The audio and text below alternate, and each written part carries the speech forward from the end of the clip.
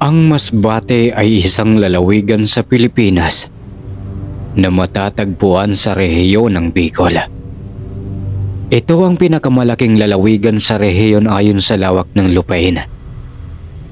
Binubukod ang Masbate mula sa iba pang bahagi ng Bicol ng dagat ng Visayas.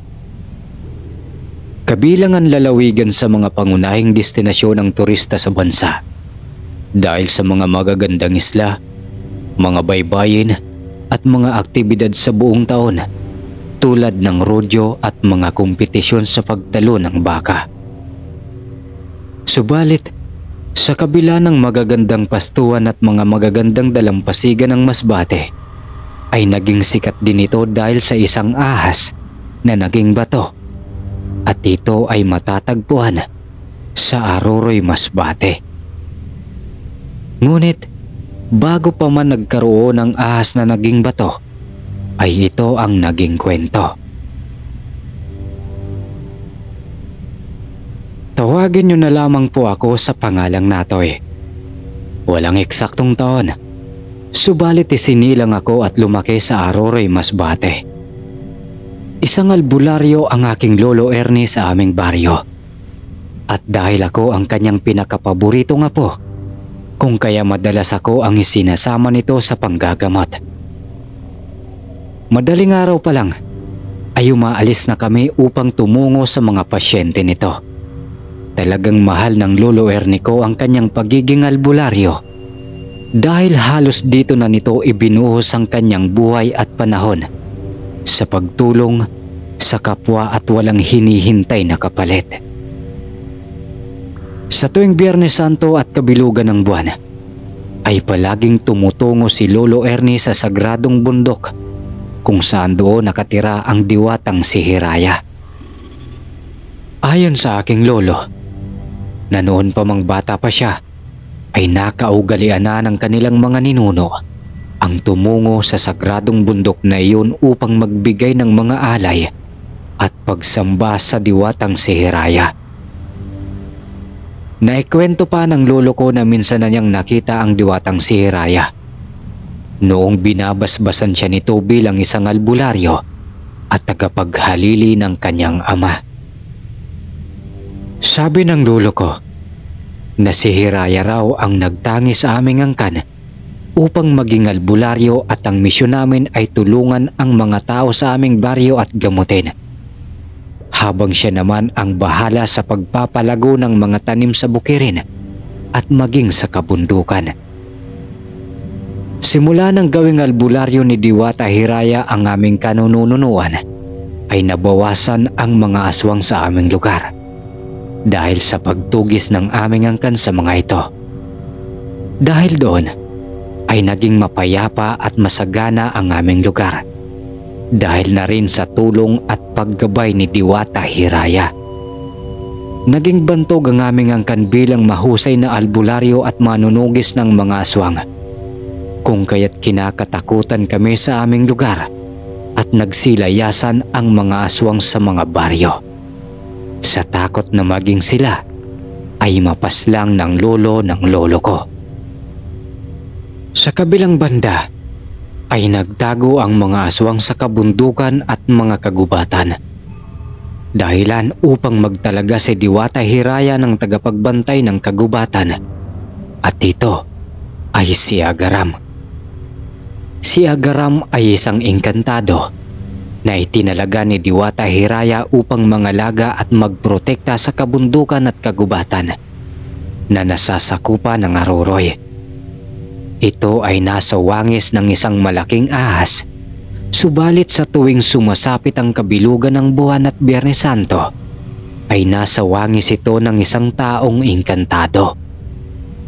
Iyon ang pagkakataon na nakikipagkita ang aming ninuno kay Diwata Hiraya maging kay Agaram upang makipagpulong at pag-usapan ang mga susunod na mga hakbang.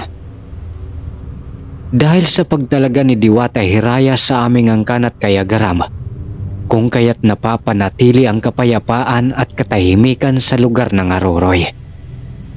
Ayon sa Diwata, na ang aming angkan ang bahalang mangalaga at magprotekta sa kapatagan, at si Agaram naman ang bahala sa kabundukan at kagubatan. Dahil sa misyong iniutos ni Diwata Hiraya, kung kaya't naging isang bantog na manunugis ng mga aswang at mga mambabarang ang aking ninuno. Yung ibang mga aswang ay napipilitang tumakas at magpakalayo-layo sa ibang probinsya. Subalit yung iba naman ay nagtatago sa mga kabundukan at mga kagubatang nasasakop ng Aruroy. Subalit nagkakamali sila dahil sa hindi nila alam na andoon si Agaram na tagapangalaga ng kagubatan at walang paghatubiling nakikipaglaban ito sa kanila. Ayon pa sa aking lolo, na naikwento pangaraw sa kanya ng kanyang ama ang tungkol kay Agaram na engkantadong ahas. May taglay raw itong liksi at bilis at sobrang makunat raw ang balat nito na hindi kayang tabla ng bala ng baril o anumang mga sandata. Nagtataglay rin si Agaram ng pambihirang laso na kapag natuklaw ka nito ay segundo lamang ang lilipas ay paniguradong mamamatay ka na. Kung makatakas ka man buwat sa tuklaw nito ay paniguradong ang laway nito na tatalsik sa iyo ay pagmumula ng sugat hanggang sa unti-unti itong lalaki at mabubulok ang bahagi ng nalawayan at walang gamot ang kayang mailunas o makalunas hanggang sa ikamatay mo ito. Maaari mo ring ikaparalisa kung mapuluputan ka ng ahas at kapag natitigan ka nito, yung iba ay nawawala sa katinuan na humahantong sa pagwakas mismo ng mga buhay nila dahil na rin sa nakontrol na nito ang iyong katawan at isipan. Dahil sa taglay na kapangyarihan ng nasabing engkantadong ahas, kung kaya't maraming mga aswang at mga mambabarang ang piniling lumayo sa aming lugar sapagkat para sa kanila ay hindi sila ligtas mapakabundukan man o kapatagan o kahit saan sila pumunta at kumuta sa aming lugar. Lumipas ang maraming taon na naging tahimik at payapa ang aming lugar dahil sa pagpapanatili at pagprotekta ng aming angkan sa kapatagan at pangangalaga naman ni Agaram sa mga kabundukan at mga kagubatan. Ilang siglo pa ang lumipas hanggang sa ang ama na ni Lolo Ernie ang humalili sa katungkulang ibinigay ng Diwata Hiraya. Isang araw, may mga rebelde na kumuta sa aming kabundukan. Kung kaya't mabilis namang nagparamdam itong si Agaram sa mga ito. Nang mga panahong ito, ay bata pa lamang ang aking Lolo Ernie. Subalit sinasanay na siya ng kanyang ama upang ihanda sa pagdating ng panahon na siya naman ang papasan sa katungkulan at humalili dito. Dahil sa pagdating ng pangkat ng mga rebelde sa aming lugar, kung kaya tagaran na nakipagkita ang ama ni Lolo Ernie kay Agaram upang babalaan ang engkantadong ahas na wag nitong sasaktan ang mga rebelde na kumuta sa kanila. Sapagkat nais lamang ng mga ito ang tumulong sa pagpoprotekta sa kanilang lugar. Sumang-ayon naman ang nasabing ahas. Subalit ang ginawa ng ama ni Lolo Ernie na protektahan ng mga rebelde ay isa palang pagkakamali. Dahil sa halip na tumulong ang mga nasabing rebelde, ay naghasik pa ito ng gulo sa aming lugar. Halos araw-araw ay bumababa ng bundok at walang awang ninanakawan ang mga tao sa kapatagan. Natuklasan din ng mga rebelde na may mga nakatagong ginto sa kabundukan at mas mainam itong minahin kung kaya't agaran ang mga ito na nakipagkasundo sa isang mayaman at kilalang tao sa bayan namin upang magsagawa ng pagmimina sa mga kabundukan. Kilala bilang ganid sa kayamanan at sakim sa kapangyarihan ang mayamang tao na ito. Natawagin na lamang natin sa pangalang Senyor Miguel sa aming bayan.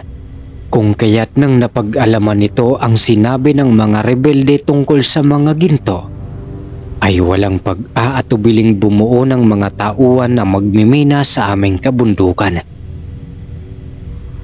Sige ka, Timyong.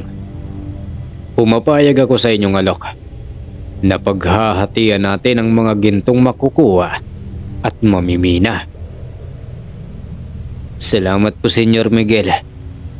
Pero ang inaalala ko ay hindi sapat ang aming pangkatupang minain ng mga ginto. Kung gaya't lumapit po kami sa inyo upang ipaalam at makipagkasundo. Huwag mo nang alalahanin ang kakulangan mo sa mga tao. Dahil ako na ang bahala. Hindi niyo na kailangan sumali pa sa pagmimina at magpakapagod. Dahil ako mismo ang kukuha ng mga tao. Ang kailangan niyo lang gawin ay magbantay at magprotekta sa ating mga tauhan. Pero Senyor Miguel, kulang po kami sa mga sandata, maging sa aming mga pagkain. Huwag mo nang alalahanin pa yun, Katimyong, dahil ako nang bahala.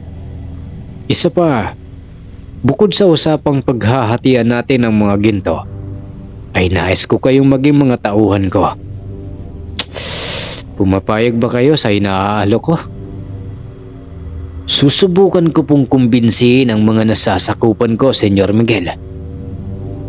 Magandang oportunidad ang inaalok ko sa inyo, Katimyong. Dahil kung magkagayon, kontrolado ko na ang lahat dahil mga tauhan ko ang mga kapulisan. Ibig sabihin, hawak ko na ang kapatagan at maging ang kabundukan. Sa kabilang banda, ay nagpakita si Diwata Hiraya sa panaginip ng ama ng Lolo Ernie ko. At nais nito na agaran itong tumungo sa bundok kung saan sila nagpupulong dahil ayon sa Diwata na may mahalaga silang pag-uusapan nila agaram. Kinabukasan ay maagang binaybay nila Lolo Ernie ang daan patungo sa kabundukan. Bitbit ang mga handog para sa mahal na Diwata Hiraya. Nang mapasok nila ang gitna ng kabundukan, ay agaran namang gumawa ng ritual ang ama ni Lolo Ernie. Malapit sa ilog kung saan may malaking puno ng balite, at doon gumawa ng maliit na paghahandugan sila Lolo Ernie.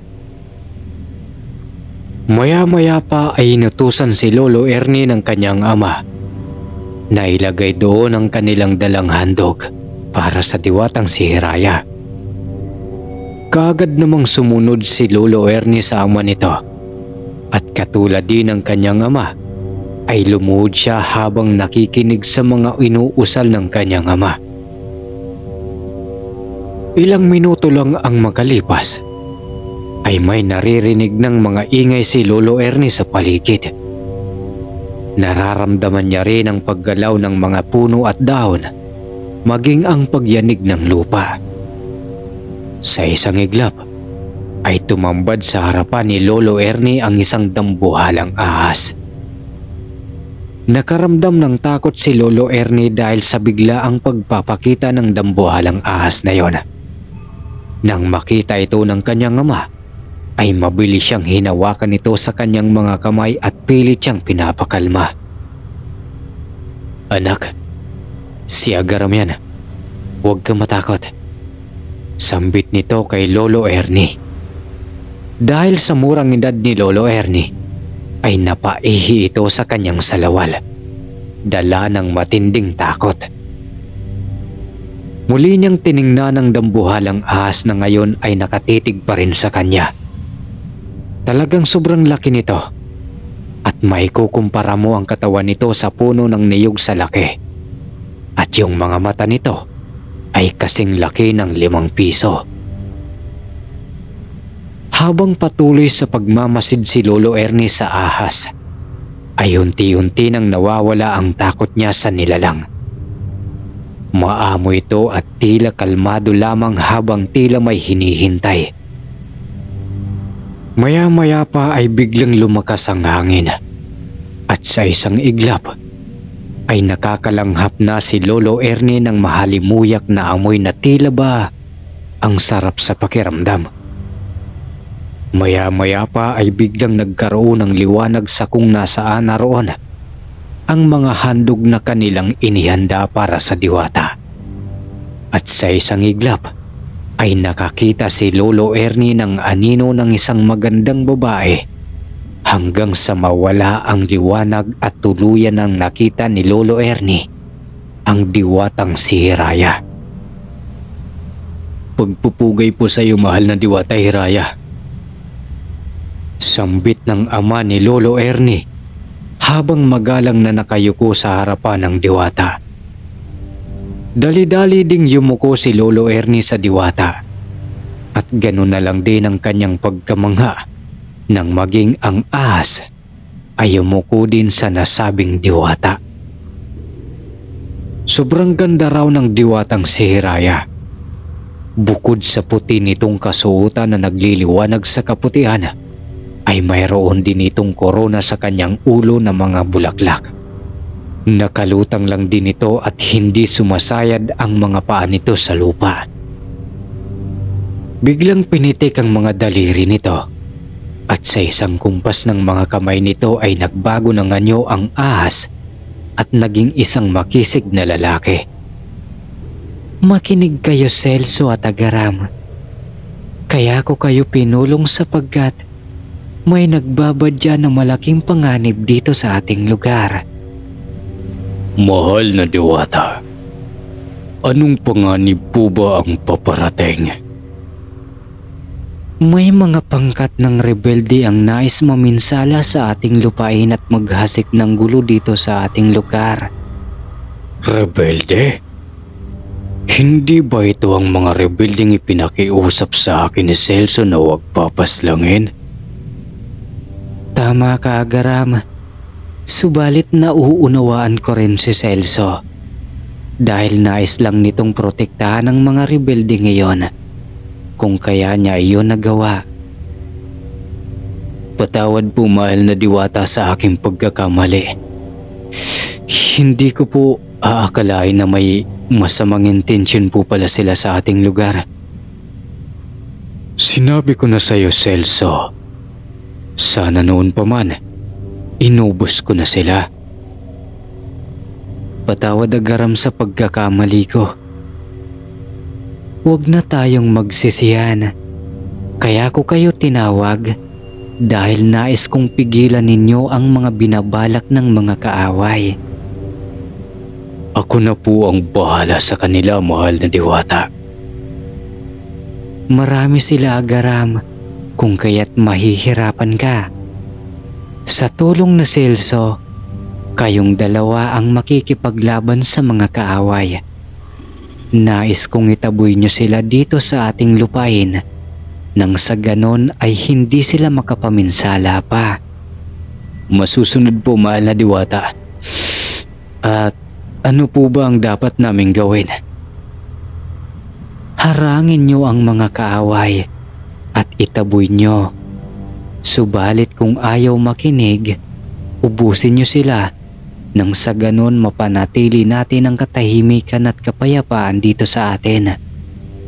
Pangalagaan nyo at protektahan ang ating kabundukan." "Masusunod po, mahal na diwata." Pagkatapos na magpulong ng diwatang si Hiraya, Agaram at Lolo Celso, ay agara na itong nawala. Bumalik naman sa pagiging ahas si Agaram at mabilis na lumayo. Nang mapagtanto naman nila ni Lolo Ernie na sila na lang ang kanyang ama ang natitira, ay dali-dali na silang bumaba ng bundok. Lumipas pa ang mga araw at tila maayos naman ang lahat. Subalit ang hindi alam ni Lolo Celso na inihahanda na pala ni Senyor Miguel ang kanyang mga tauhan. "Katimyong, halos nasa 300 na ang ating mga tauhan. Siguro naman, sapat na ito para sa misyong gagawin natin," Opo, Senyor Miguel. Sa tingin ko po sobra-sobra na nga po yan. Ikaw na ang bahalang manguna sa ating mga tauhan. Siguro ang 100 ay mga minero at yung 100 naman ay mga magtutroso. Tapos yung matitira ay gawin mong mga armado upang maprotektahan ang mga manggagawa natin. Opo, Senyor Miguel. Masusunod po. Sige, Katemyong. Ikaw na ang bahala. Basta bukas ay pupuntahan natin ang kabundukan. Nang sa ganon ay makita ko rin. Tumango naman si Katemyong bilang pagsang-ayon sa kanilang amo. Kaagad niyang hinati sa 3 pangkatang mga tao at nang masiguradong handa na ay kaagad niyang sinabi kay Senyor Miguel. Habang nasa bahay naman sila Lolo Ernie at Lolo Celso, ay abala naman si Lolo Celso sa paghahanda para sa paparating na laban. Halos buong araw niyang pinapakain ng mga dasal ang kanyang mga mutya at pagkatapos ay muli niyang ibinaon sa kanyang mga kamay ang mutya ng ngipi ng kalabaw at isinuot ang mutya ng linta na minanapan niya sa kanyang kanununuan. Makinig ka, anak. Sa pagkakataong ito ay malaking laban ang kakaharapin ko. Kung kaya't dumito ka na lang muna sa bahay at samahan mo ang iyong ina. Hindi po ba talaga ako pwedeng tumulong sa iyo, Itay?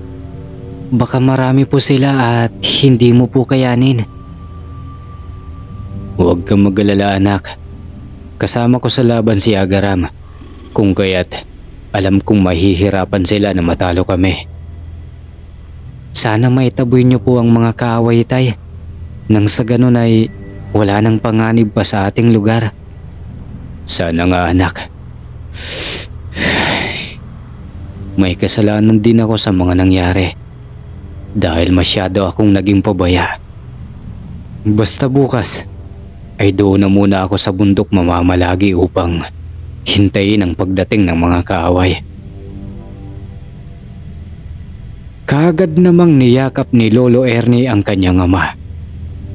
Kinahapunan ay maaga silang nagpahinga dahil kailangan ng kanyang ama ang makapagpahinga ng maayos.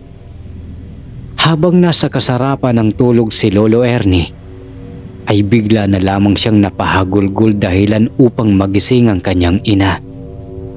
Anak, gumising ka muna. Sambit nito kay Ernie habang patuloy sa pagyugyug sa balikat nito. Kaagad namang napabangon si Ernie dahil sa gulat. Nay, bakit po? Anong bakit? Binabangungot ka ata. Dahil kanina ka pa humahagulgol ng iyak riyan kahit na nakapikit ang iyong mga mata. Hindi na nga nagsalita pa si Ernie. Ayaw niyang sabihin sa kanyang ina ang kanyang mga napanaginipan. Hindi niya matuloy pero pakiramdam niya sobrang lungkot niya at para bang may kung ano na ipinapahiwatig ang kanyang panaginip. Naisip niya siguro na kaya ganon dahil labis siyang nag-aalala sa kanyang ama at naninibago siya dahil ito ang unang pagkakataon na hindi siya maisasama ng kanyang ama sa pupuntahan nito, kaya kung ano na lang ang pumapasok sa kanyang sarili. Kinaumagahan ay maagang umalis ang kanyang ama. Bit-bit ang mga kagamitan nito. Halos maglupasay sa lupa si Lolo Ernie dahil sa pagnanais na isama siya ng kanyang ama. At buong araw din siyang nagkulong sa kanyang silid. Anak, kainin mo na muna itong pagkain mo. Kaninang umaga ka pa walang kain. Subalit walang tugon mula kay Lolo Ernie. Bagkus ay nagmatigas siya upang ipakita sa kanyang ina na lubos siyang nasasaktan sa pag-iwan sa kanya ng kanyang ama. Wala namang nagawa ang kanyang ina kundi ang intindihin siya at pagpasensyahan. Dala ng kamusmusan ni Lolo Ernie kung kaya't hindi pa nito lubos na naiintindihan ang mga nangyayari. Ilang oras pa ang lumipas, subalit lumubog na lang ang araw pero walang Ernie ang lumabas ng silid nito upang kumain. Hinayaan naman ito ng kanyang ina sa pag-aakalang nagre-rebelde lamang ito. Ngunit ang hindi alam ng kanyang ina, napasimple na pala siyang tumakas ng bahay upang tumungo sa kinaroroonan ng kanyang ama. Sa murang edad ni Lolo Ernie ay buong tapang niyang binaybay ang daan habang hawak nito sa kanyang kaliwang kamay ang sulo at sa kanan naman ang kanyang nakasukbit na itak. Alam niyang mapapagalitan siya ng kanyang ama, subalit buo na ang kanyang desisyon na puntahan ito dahil sa kanyang pag-aalala kahit na paluin at saktan pa siya nito. Habang tumutulo ang kanyang mga luha sa pag-iyak, ay pinagpatuloy niya pa rin ang paglalakad kahit na medyo nakakaramdam na siya ng takot dahil sa dilim ng paligid. Ilang oras pa ang nakalipas at sa wakas ay nasa paanan na siya ng bundok. Dali-dali niyang hinanap ang kinaroroonan ng kanyang ama at makalipas lamang ang ilang minuto ay matagumpay naman niyang nahanap ang pinagkukublian ng kanyang ama. Nagtayo ito ng maliit na kubo na maaring mapagpahingahan. Mabilis siyang lumapit dito at ganoon na lang ang pagkagulat ng kanyang ama nang nasa harapan na siya nito. "Itay?" "Tay?" tawag ni Ernie sa ama habang umiiyak. Kaagad naman niyang niyakap ang ama nang makalapit siya rito. "O Ernie, bakit ka nandito? Sinong kasama mo?" tanong nito habang hindi makapaniwala na nasa harapan na nito ang kanyang uniko iho. "Ako lang po, itay." tugon nito habang kinukusot-kusot pa ang mga mata dahil sa mga luha. "Bakit ka pumarito, anak? Alam mo namang delikado rito. At isa pa, pwede tayong salakayin ng mga kaawayan ng mga oras." "Pero itay, ayoko pong iwan niyo ako eh." "Makinig ka sa akin, anak. Bawal ka rito. Sige na, bumalik na tayo sa bahay." Kaagad na kinuha ni Lolo Celso ang dala niyang flashlight at isinukbit ang kanyang talibong sa tagiliran nito.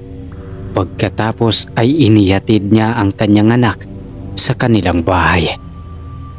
Nang mga oras na yon, ay nakahanda na rin pala ang pangkat ni Senyor Miguel at Kati Myong upang siyasatin ang kabundukan at kagubatan. Pagdating ng pangkat ni Senyor Miguel sa paanan ng bundok, ay talagang nabighani si Senyor Miguel dahil sa marami siyang mapagkukunan ng mga troso. "Tamang-tama ang mga sinabi mo, Kati Myong. Marami tayong maaring mapakinabangan sa bundok na ito." "Sinabi ko naman po sa inyo, Senyor Miguel, talagang sagana at mayaman ang kagubatang ito. Dahil bukod sa mga naglalaki ang mga puno, ay may mga ginto pa sa ilalim ng lupa." "Talagang pinapahanga mo ako, Kati Myong.